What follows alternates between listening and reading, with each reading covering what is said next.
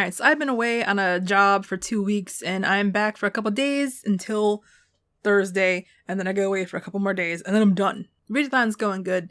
Reading a really weird book right now, but I'm going to talk about those in another video. Today we're doing the Philosophy of Reading book tag. I was tagged by Qwordy like a month ago, but I haven't been able to get to it till right now. So that's what we're doing today. Okay, so there's a lot of questions in this one. First one, what's most important, a good character, plot, or message? So we can cross message right off the top. It's okay to not have a message in your book. Maybe better, but it's not mandatory. A bad plot and bad characters will turn me off a book, but I feel like bad characters will do it more. I'll read good characters through a bad plot, but I will not read bad characters through a good plot. So, characters. In fact, I have read plenty of good characters in really, really bad plots and bad grammar and bad everything. But I like the characters, so I read the book. Question 2. Should one read books about ideas or opinions they disagree with? This is very dependent. I think it is good to be exposed to things that you might not necessarily agree with. But also, what is the thing we're talking about here? You know, what is it? If it's going to cause you harm, and that is possible, then no, you should not read that book. You know, look out for you, but also don't live in a bubble. Does that make sense? Like, you could totally read political books that you don't agree with. You could read about different religions that you don't believe in, books that have ethical codes that you don't necessarily believe in, like their different cultures and stuff. But you don't have to read like a Candace Owens book. It's good to know that the darkness is out there and to know what it is, but you don't have to let it in. You don't have to read like transphobic things or homophobic things or racist things, or, you know, you don't have to do that. In general, the answer to this question is maybe. Number 3. As tech advances, what do you think will be the role of books? I mean, we'll probably see a shift from physical books to ebooks and audiobooks and stuff like that. However, I don't think physical books are going away anytime soon. Not in our lifetime. Definitely not in our lifetime. People like to have something that holds something and to see their collection of things. Like, they like to have the thing. So definitely gonna keep books. I hope I'm not answering another question in the future. Honestly, I'm not sure what this question is going for, because books aren't gonna go anywhere. They'll change shape. People might be listening to them more, but they're not going away. In fact, it might be even easier to get your hands on books. So that could be the change, is that you buy more books and read not as many of them. Like, you're reading the same, but because you bought so many, because you could just get them, you don't read them all, which I might be guilty of. I do that with video games all the time. I have like so many video games in Steam right now that I have never installed or played at all. And I think that will happen with books, with more people. Number 4, how important are summaries, review, and art in your book choosing? I gotta admit, I probably look at the cover way too much. Cover sways me a lot. Here's my process of like choosing a book. It's probably a bad process, alright? I see a cover I like, I'm like, okay, I'm gonna look at that. I read the summary. If I like the summary, I'd be like, okay, I like the summary. Then I scroll down to the reviews and I check out the reviews. And if I see something like questionable in the reviews that repeats a lot, maybe I'll ditch it. If there's a lot of hate, I'll probably be like, I'll come back to this, maybe not. I guess all 3 of them are important. They are all part of the process. Everything leads to the next thing. I generally don't look at star rating either. The overall star rating. I look at the reviews at the top, and then I click the 3-star reviews, and I'll read 3 stars. Cause, you know, if someone's 3, they're probably giving you something honest. If it's 5 stars, they're like, oh my god, I love this. They're gonna only talk about the positive things. They're gonna be like, this is the best book ever. And if it's a 1 star, it's gonna be the opposite of that. So I read the 3-star reviews, and I generally get a good idea of how the book's gonna go from the 3s. So yeah, I guess if we had to rank them, then it'd be art, summary, review, because that's the order I go in. Question 5. Should one ever skim or scan a book? I am totally down for skimming and scanning. That might be controversial, but if it's giving you pain, but you want to know, do it. Freaking do it, man. Do it. I have zero problems with that. I may have said problems weird right then, but zero problems. Question 6. Should reading always be enjoyable? It would be nice if it was. What are you reading for? Are you reading just in your free time? Yes. Then it should always be enjoyable. Why you're torturing yourself? Why are you doing that? Don't do that. But like, we read for other reasons too, right? Like we need to read books for classes. We need to read books for work, or maybe we really want to know something and the book sucks, but we need the information for, whatever purpose, then yeah, okay. But like, if it's you and your free time, don't do it. What are you doing? I'm just thanking my lucky stars. I'm gonna say something that'll make a lot of people mad right now. And I know this. And I'm saying it anyway. I'm thanking whatever being might exist out there, okay, that I never, not once, had to read a Jane Austen book for school. Listen, it's not for me. Sorry, Jane Austen. It really sticks out to me how many books, especially lately for some reason, that one of like the defining character traits of the main character is that she really likes Jane Austen. I did have to read Catcher in the Rye though. Anyway, number 7. Is it important to be well read? Some would say reading Jane Austen is part of being well read. So I'm gonna say no. No, but seriously. Everyone's definition is different of well read, isn't it? This gets elitist. I'm not a fan of elitism, and I think that people should read a bunch of different things. Like, I would say that I'm not too well read because I don't read too many nonfiction books. I think I've only read one nonfiction book the entire time I've been on YouTube.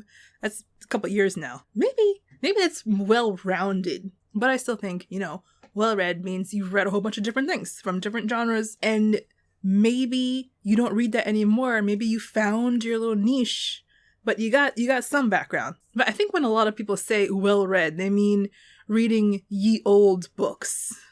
And let's be real, some of them became timeless. A lot of them did not. And that's okay. You don't have to force yourself to read them. Like I said, in what question was that? The last question. Don't torture yourself. Life is already torturing you for you. You don't need to add on to the torture. Number 8, what is your book buying process?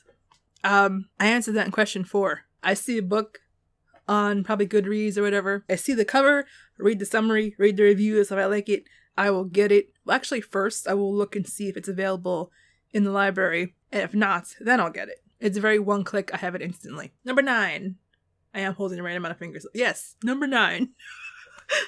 What is your reading process? My reading process. Okay, let's see here. For most books, my book sits in my library for like several months. And then all of a sudden I'll read it. If it's a library book, then I'll try and read it real quick. If it's a book that I've had on pre-order and I've been dying to read it, I will read it. I will stay up till like 7 o'clock in the morning reading that book. It will be read immediately. Normally what I do is that I come home, and then usually by 9 o'clock, I will be able to sit down on my computer. And then I'll sit down on my computer, probably play a game, check out YouTube, on Tumblr, or whatever. And then around like midnight or 2 o'clock in the morning, I'll lay down and I'll read. I think the latest I will stay up is like maybe 4:30 if I'm really pushing it. So for most normal books, it will take me a while to read, a couple days to read. Maybe like 3 days for one book. And yeah, that's my reading process. Very exciting. Number 10, how do you use what you read? That's an interesting question. Since I started like writing for reals, I have been analyzing things a lot closer. I've been taking note on how do I even explain this? Like dialogue. Okay, so there's dialogue and like how much stuff happens in between dialogue. Because I'm kind of dialogue heavy. Maybe this is circling back to like while I read a bad book with good characters, because I'm focused on character interaction here. So I really get nervous when my characters haven't spoken in a while in my own writing. So I will look at how much time passes between dialogue in books, and I really notice it in published books. And I'm like, okay, this was edited, this was approved, this is a good rating, so they did it, I can do that. Let go of the dialogue. I don't really read nonfiction books. I feel like I don't really take away real world knowledge from books. Like I'm reading mostly fantasy and sci-fi and stuff like that. This book I'm reading right now is actually kind of interesting. It talks about violins, like violin work and stuff like that. I have taken away some interesting information on repairing violins and stuff like that. Like that was kind of cool, but I'm never gonna use that. Number 11. I don't have that many fingers. Number 11. If you could download a book to your brain, would you still read? Yes. I don't know how that would work though. If I could download books to my brain, I'd be downloading like language books. Be Matrix up in here. I'd be learning all the languages. I feel like the only way I would not read a book that was downloaded to my brain is if it cut off like all my senses. Like if I couldn't hear or see anything but like the book. That would freak me out. I would not do that. But otherwise, yeah, why not? Could you imagine if you're like a book hoarder and you like took up all of your extra brain space? That'd be bad. Number 12. What are your views on rereading a book? Do it. I'm very biased. I reread books all the time. That's why I have such a huge TBR. I'm too busy rereading the same books. And we're not talking like, oh, I reread it once. I'm talking about like 5, 6, 7 times over and over and over. Reread all the books. Do it. Not much else to say on that one. Number 13.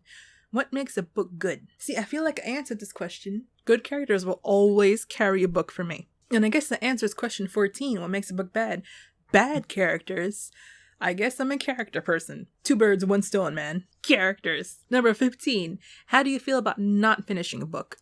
And, I don't like to do it, but I will. I will definitely. I have a DNF tag on Goodreads for books that I had to DNF because they're just so painful. Although there is definitely one book I didn't hate, but I was just so done with the series by that time. I just had to ditch in the middle of the last book. I couldn't do it. I skipped all the way ahead to the last page and read that. And I was like, okay, they're alive and happy. DNF, I could not finish that book. You could not pay me. Well, I'm sure there's a price. Colloquially, you could not pay me to finish that book. Even though I liked it. It's that brain. My brain sabotages me sometimes. I have to DNF books because if I don't, I will be stuck on the same book for like a year and not read anything. I'm serious. So I need to DNF books. I know there are some people who DNFing a book is like the worst thing personally for them and they could never do it. That's cool. My brain doesn't work like that. I can't do it. 16. Should the author's personal life matter at all? I wish it didn't, but it does. Before I got onto Twitter and book Twitter and like booktube and authortube and stuff like that, I didn't pay attention to authors at all. But now I'm paying more attention. I'm learning things. Authors are more visible. They got their personal out there. I think there's one we're all thinking of. But like for other things, like so there was that one girl who ended up being anti-Semitic, and here's the thing. It definitely showed up in her writing. And I did not notice it until it was pointed out. Like, things just go right over your head if you don't know who the author is. Happens all the time. The personal life is gonna show up in the book, okay? And when you know the personal life, it's like you know to look for it. But also, we could also say like if you're looking for it, you'll find it.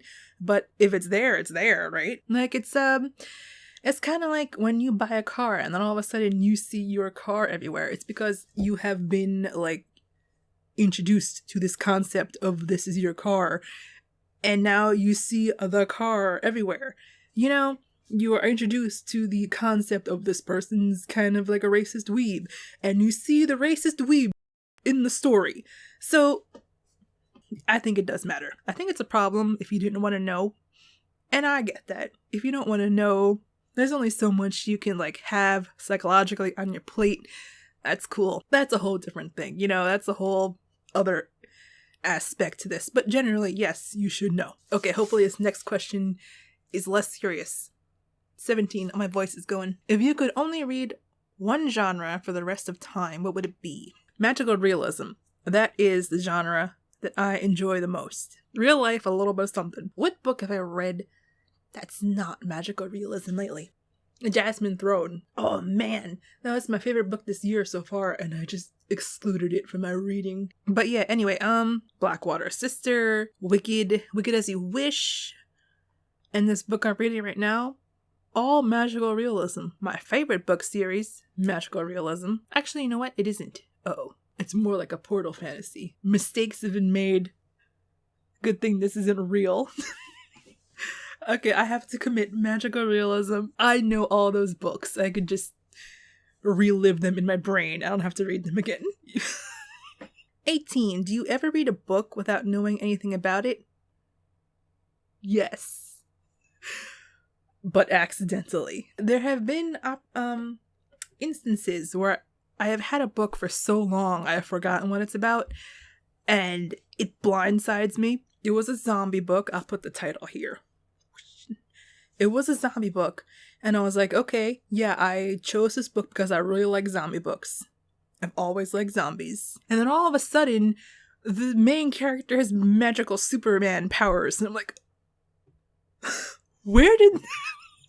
What? Also, this has happened during this readathon. I read the summary, and the summary is bad, and when you read the book, it's not actually what you thought it was going to be. Now, you see, I don't think I would ever read a book. Like, then it would just be like, oh, I like this cover, I'll read it. I've never done that in my entire life. Just, like, picked up a book blind and read it. You know, unless a teacher was like, hey, read this book. We're reading it in class right now. Like, I've never done that. Number 19. What author, genre, series, or culture can you just not get into, and why? Nonfiction. I don't really like nonfiction. I don't like reading about real people. I don't know. It's kind of weird. You know what's even weirder? Fiction with real people. That is the weirdest. I really don't know. I can't freaking read about real people. Especially if they wrote it themselves. Nonfiction aside, what else have I got here? I also mentioned Jane Austen before. That should probably be in this question too. Sorry, Jane Austen. You know what? Real people fan fiction. That's a culture. Can't get into that. Cannot get into that. Especially when people ship them. Like, they ship real people. So weird to me. That is so weird. Now, genre? The one genre I can't read is probably Westerns. Not really into the whole cowboy thing. Or like the Oregon Trail, or, you know, pioneering. Not really my thing. I definitely will never play Red Dead Redemption. What's the Three Amigos is maybe like the only Western movie that I liked. So in book form, that just like prolongs the suffering. Definitely not a Western person. Unless it's like some kind of like twist on Western, you know, like a stylized Western. So that's genre, culture, author, series. Probably ACOTAR. I feel like the appeal of that series is sex, and just not for me. So there we go. I got all the categories. So last question. Realize my voice is about to die. 20. Do you think everyone should read, and why? I'm gonna say no. It'd be nice if they could. For most people, okay, this is yes, they should read. But you know, there are some people that like, it's just not for them. You know, reading takes a lot of attention. You need to like have focused attention on something, like either to physically read it or to listen well enough to understand what's happening. And that attention needs to be held like 5-6 hours minimum, sometimes up to 14 hours. And some people just can't do that. And I don't think that's a good or a bad thing. It's just how their brain works and they can't do it. And there are other ways to get knowledge, you know? Like if you are an adult and you're existing in the world and not like messing up anyone else's existence or whatever, then you know what you need to know to do that already. Okay? So I'm not gonna be like all up in your face like, oh, you should be experiencing this, this, and this. Especially when this, and this is gonna suck up a lot of your time. Like for me, there are very few activities I can take part in while listening to an audiobook. Like I gotta do something super mindless. Like if it takes any amount of thought, I cannot listen to an audiobook at all. So like there are some people, they just can't do it. It's just not in the cards for them. You could read, you could watch a documentary, you could, you know, talk to people, you could do a whole bunch of stuff, you could watch a YouTube video on whatever, you could find like a local grandma to like chill with, you know, like as long as you know what you need to know for you and the people around you and the people that you affect, you know, as long as you know that, you're good, I'm thinking. I hope that made sense. I feel like I rambled a little bit. Might have to cut a little bit of that out. But anyway, I made it. I could barely speak anymore. Oh my god, I can't speak anymore. Open tag to whoever. I am getting off this video camera to give my throat a break. See you all next week.